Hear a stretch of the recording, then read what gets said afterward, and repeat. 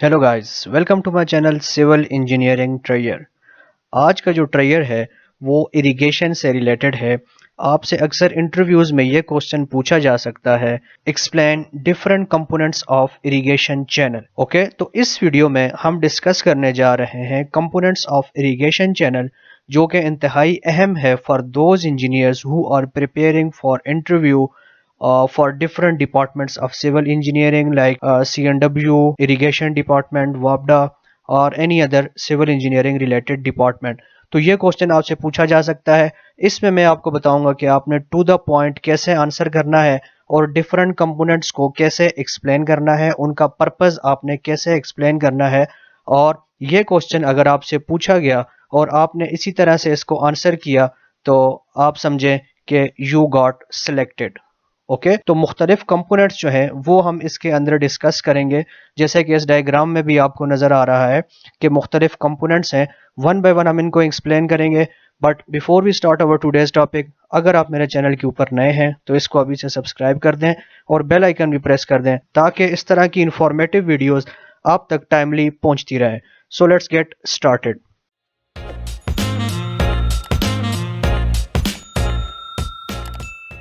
First of all head work, जो कि इंतहाई अहम और पहला कंपोनेंट है इरिगेशन चैनल का, इसको हेड वर्क कहा जाता है।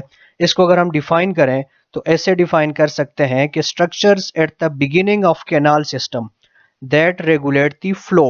यानी ये डिफाइन भी कर रहा है और उसका पर्पस भी बता रहा है कि फ्लो को रेगुलेट करता है, फ्लो को कंट्रोल करता है फ्रॉम इट्स सोर्स। अब सोर्स क्या हो सकता है कि डाइवर्जन वियर्स हो सकते हैं, गेट्स हो सकते हैं और इनटेक स्ट्रक्चर्स हो सकते हैं। जैसे कि आप इसमें अभी देख सकते हैं कि यहाँ पे मुख्तलिफ गेट्स इंस्टॉल किए गए हैं to control the flow of water. Okay, और headwork is a facility withdrawing water from irrigation sources to the main canal. अब मेन कैनाल हम आगे चल के एक्सप्लेन करेंगे और ये किस तरह से वो रेगुलेट करता है, पानी के वॉल्यूम को देखता है और टाइम, किस टाइम पानी आपने छोड़ना है, किस टाइम बंद करना है, वो सारा आप हेड वर्क्स की मदद से कंट्रोल कर सकते हैं, रेगुलेट कर सकते हैं।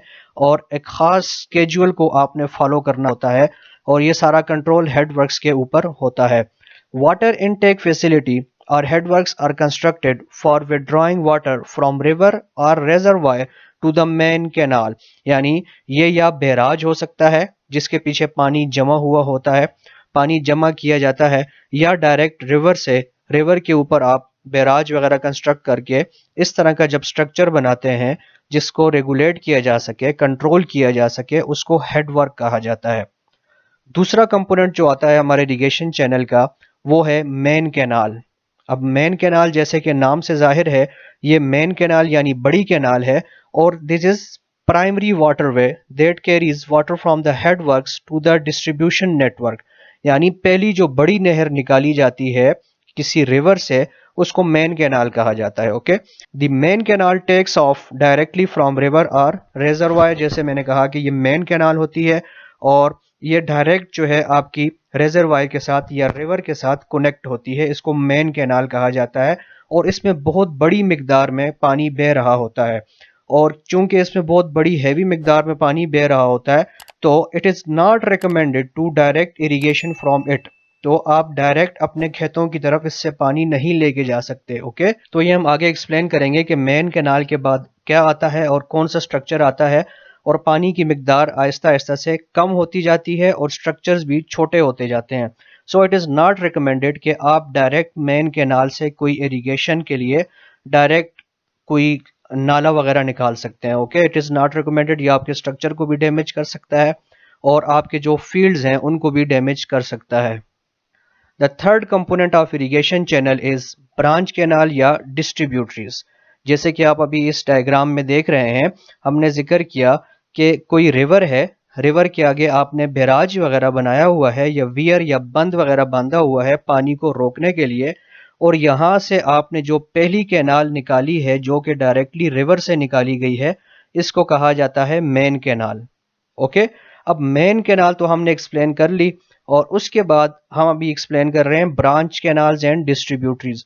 तो मेन कैनाल से आगे जो फर्दर कैनाल्स निकाली जाती हैं जो कि एरिया में इस्तेमाल होती हैं, वॉल्यूम पानी का उसमें कम होता है, यानी कम डिस्चार्ज वाली होती हैं और साइज में भी छोटी होती हैं, ऐसी कैनाल को ब्रांच कैनाल्स या ये देखें आप डिस्ट्रीब्यूटरीज कहा जाता है। Secondary canals branching off from the main canal to distribute water to different areas or fields. A distributary channel is a stream channel then branches off and flows away from main stream channel. ये मैंने explain किया कि main channel से further जो आगे branches निकलती हैं canal की उसको branch canal कहा जाता है और branch canal से जो आगे further canals निकाली जाती हैं उसको distributary कहा जाता है। ओके ये अब हम बड़े स्ट्रक्चर से छोटे स्ट्रक्चर्स की तरफ आते जा रहे हैं। Okay, the fourth structure is called as minor और मेजर कैनाल। डिस्ट्रीब्यूटरी के बाद कोई कैनाल माइनर कहलाती है और कोई मेजर हो सकती है, यानी smaller canals that further divide water from branch canal to reach closer to the individual fields और प्लॉट्स। यानी जैसे जैसे आप फील्ड्स के खेतों के करीब पहुंचते जाएंगे ये वाटर चैनल्स जो हैं छोटे होते जाएंगे और फिर हम इनको नाम देंगे माइनर या मेजर कैनाल्स। ओके, अब इनकी मुख्तलिफ डिस्ट्रीब्यूशन अकॉर्डिंग टू डिस्चार्ज भी हो सकती है कि कितना डिस्चार्ज होगा तो उसको माइनर बोलेंगे, कितना डिस्चार्ज होगा तो उसको मेजर बोलेंगे। ओके, वाटर कोर्सेज और फील्ड चैनल्स क्या होते हैं? Field channels carry water to the individual fields from water courses. अब यहाँ पे आप देख रहे हैं कि माइनर थी, माइनर के बाद यहाँ पे आप देखें वाटर कोर्स आ गया, यानी ये माइनर से भी छोटी जो कैनाल होगी जो कि बिल्कुल खेतों के करीब होती है जिससे डायरेक्टली आप अपने खेत को अपने फील्ड को पानी दे सकते हैं, वाटर कोर्स या फील्ड चैनल कहा जाता है।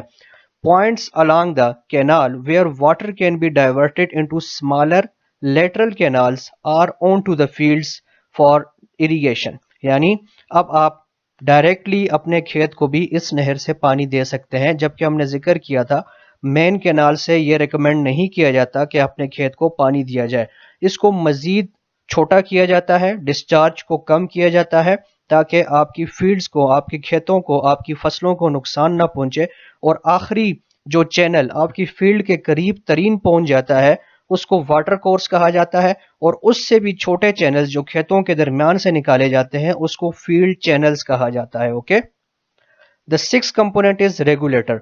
अब पहले हमने हेड रेगुलेटर का जिक्र किया था जो कि मेन कैनाल के शुरू में आ जाता है, हेड रेगुलेटर जो कि मेन कैनाल को रेगुलेट करता है। ओके, उसके बाद छोटे मोटे रेगुलेटर्स आ जाते हैं जो हर डिस्ट्रीब्यूटरी के शुरू में भी हो सकते हैं, ब्रांच कैनाल के शुरू में भी हो सकते हैं, माइनर कैनाल के शुरू में भी हो सकते हैं। तो ये रेगुलेटर्स असल में क्या है?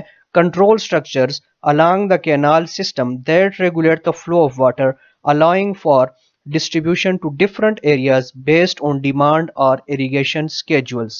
ओके, मुख्तलिफ गेट्स लगे होंगे जैसे कि आप अभी देख रहे हैं मेन कैनाल जो आ रही थी उस पे एक इस तरह का स्ट्रक्चर बनाया गया है जिसमें गेट्स भी हैं, पियर्स भी हैं। ओके, जैसे कि आप यहाँ पे अभी देख रहे हैं पियर्स बने हुए हैं और एक बड़ा स्ट्रक्चर बनाया गया है। ऐसे रेगुलेटर को क्रॉस रेगुलेटर कहा जाता है और जो डिस्ट्रीब्यूटरी चैनल के शुरू में यानी छोटे रेगुलेटर्स बनाए जाते हैं उनको हेड रेगुलेटर्स या रेगुलेटर्स कहा जाता है।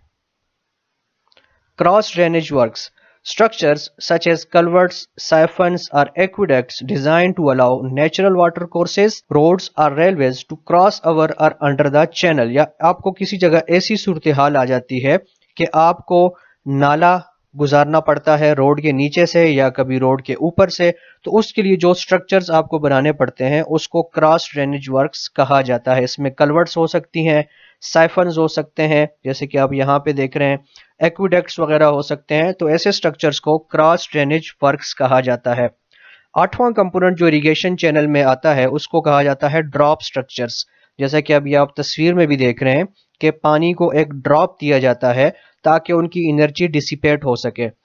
Drop structures or chutes are required to reduce the bottom slope of canals laying on steeply sloping land in order to avoid high velocity of the flow and risk of erosion। अगर water को आप इस ढलवान से सीधा नीचे पहुंचा देंगे तो इसकी इतनी एनर्जी होगी कि ये आगे के स्ट्रक्चर्स को डैमेज कर लेगा और इसकी अपनी जो लाइनिंग है जो आपने कैनाल को पुख्ता किया हुआ है, पेव किया हुआ है, इसको भी नुकसान पहुंच सकता है।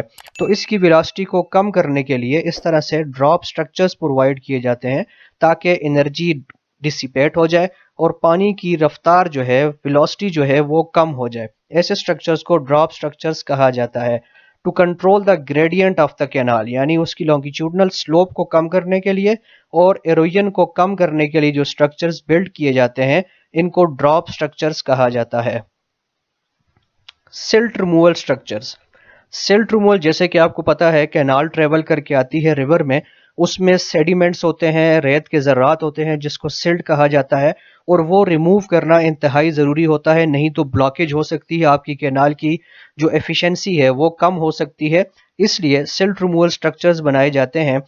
Devices such as sedimentation basins, यानी सेडिमेंटेशन टैंक्स वगैरह बनाए जाते हैं या सेडिमेंटेशन बेसिन्स बनाए जाते हैं, जहां पे पानी की रफ्तार सुस्त होती है और रेत वगैरह के ज़र्रात जो हैं वो सेटल होना शुरू हो जाते हैं। रेत के ज़र्रात, सेडिमेंट्स सेटल हो जाते हैं और कंपैरेटिवली जो क्लियर वाटर होता है, क्लीन वाटर होता है, वो आगे ट्रेवल करता जाता है, जिससे हमारी नहरों की, कैनाल्स की जो एफिशिएंसी है वो बरकरार रहती है। और ये क्यों बनाए जाते हैं? To prevent clogging and maintaining water quality. Okay okay. Control and monitoring system, क्या क्या चीजें इसमें आ सकती हैं? सच एज गेट्स हो सकते हैं, वॉल्व्स हो सकते हैं, फ्लो मीटर्स हो सकते हैं, use to regulate water flow, monitor water levels and ensure efficient water distribution. Monitoring system में आपके गेट्स आ सकते हैं, वॉल्व्स आ सकती हैं, फ्लो मीटर्स, यानी आपने पानी का कंट्रोल भी करना है, उसको चेक भी करना है कितना डिस्चार्ज, किस टाइम पे कितना छोड़ना है और किस टाइम पे कितना पानी आपको ज़रूरत है आगे। तो उसको कंट्रोल करने के लिए जो स्ट्रक्चर्स बनाए जाते हैं उसको कंट्रोल एंड मॉनिटरिंग सिस्टम्स कहा जाता है। और आखिरी कंपोनेंट जो इरिगेशन चैनल का है वो है प्रोटेक्टिव मेजर्स।